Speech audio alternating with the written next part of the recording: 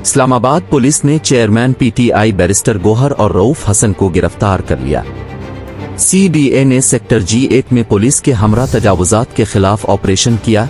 Chairman PTI barrister Gauhar और तर्जुमान रऊफ हसन को हिरासत में ले लिया गया। पुलिस की भारी नफरी तहरीक इंसाफ सेंट्रल सेक्रेटरीट में मौजूद है। वीमेन पुलिस इस्लामाबाद की नफरी भी तहरीक इंसाफ सेक्रेटरीट में मौजूद है। पुलिस ने पीटीआई सेक्रेटरीट से रिकॉर्ड कब्जे में ले लिया।